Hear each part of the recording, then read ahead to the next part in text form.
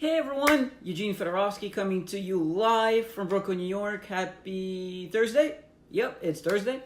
I hope you guys are having an amazing day so far. I hope you're crushing it this week in your business. I hope you're on the way to accomplish all the goals that you set out for yourself this week. And today, I want to talk to you about 2 tips on how to be a better version of yourself. Now, I'm a part of Ray Higdon's 14-day challenge, and as a person, as a member of the Facebook group that I got admitted to, there are 2 bonuses. And one of them was a little 30-minute video on sharing tips on how to be a better version of yourself. And I decided, hey, gotta share it with my people.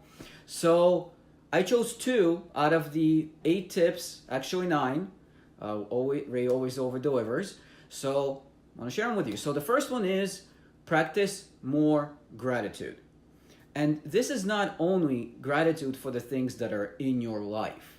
This is gratitude to other people as well. Make it so that way you're thanking those that are doing things for you. One of the things that I learned is that a thank you goes a long way. Thanking someone for holding the door open for you. Thanking someone for cutting your deli meats for you. Thanking someone for the help that they provided you. Thanking a customer service representative.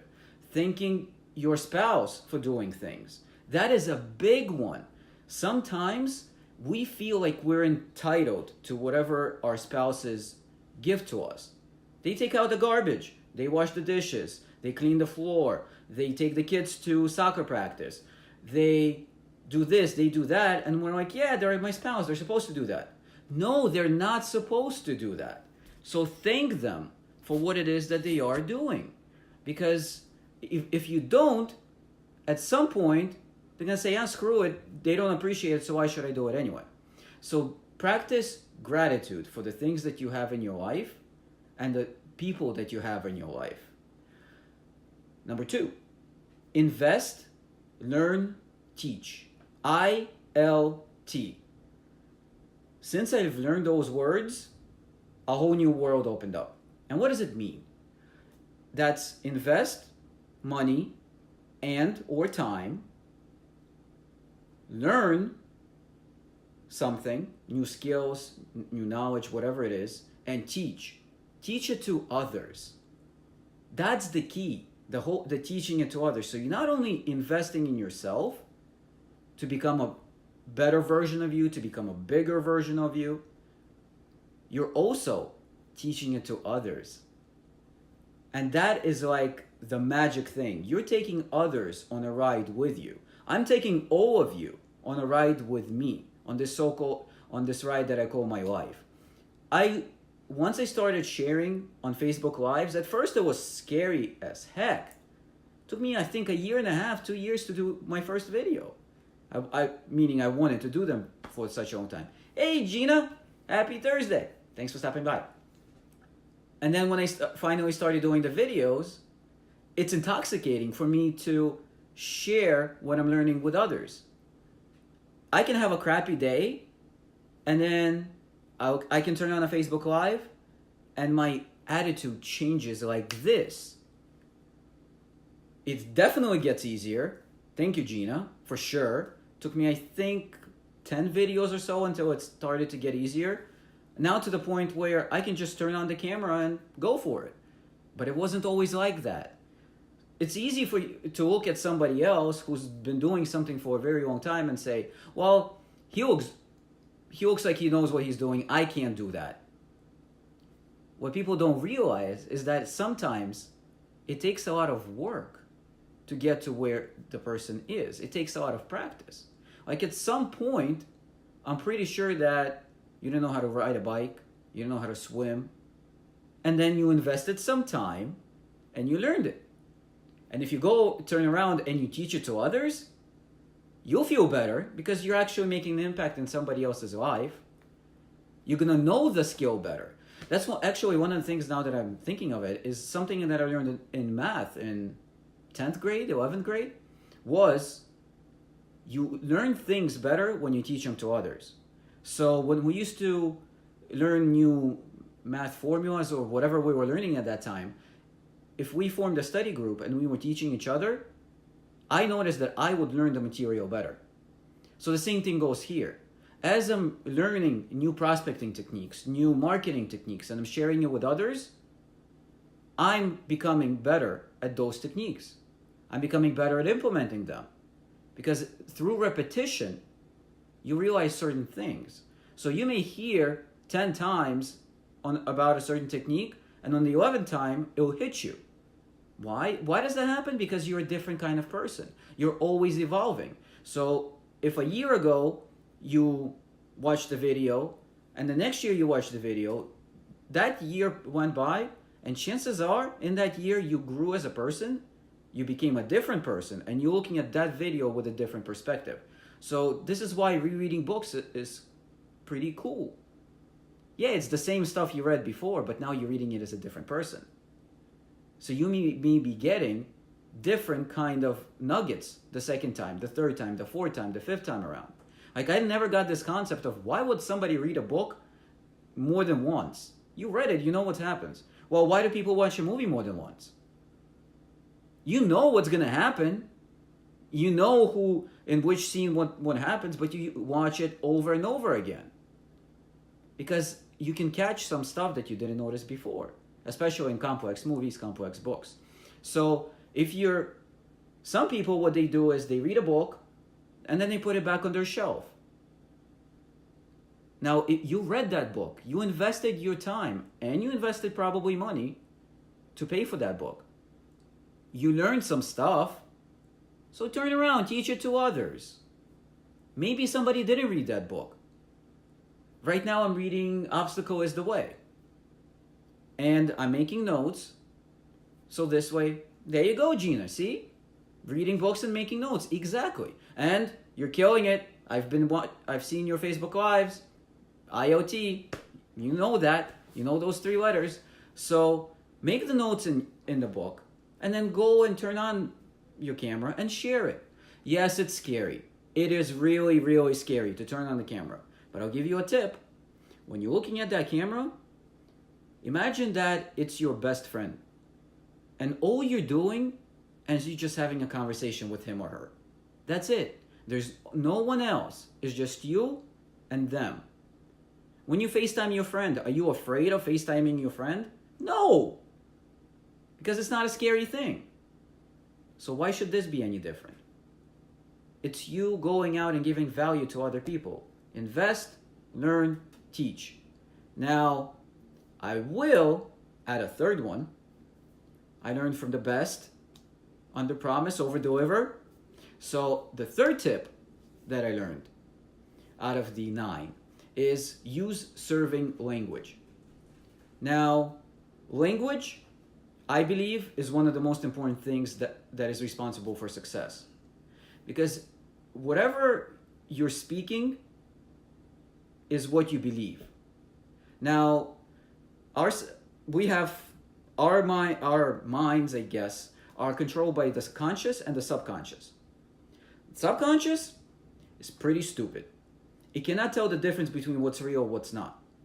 So if you're going to go around and saying, I'm tired, I'm overwhelmed, I don't feel good, I'm frustrated, I'm this, and using all this negative language, the subconscious is going to think that. And this is why a vision is so important. This is why it's important to focus on where it is that you want to go. It's important to focus on the things that you want to have and the kind of person you want to become. Because the subconscious will think like that person. So if you want to be a speaker, how would a speaker behave? Would a speaker think, I'm overwhelmed, I'm frustrated? Would a successful person think that? Yeah, they can be overwhelmed and frustrated too. Exactly, no bueno to negative language. I agree.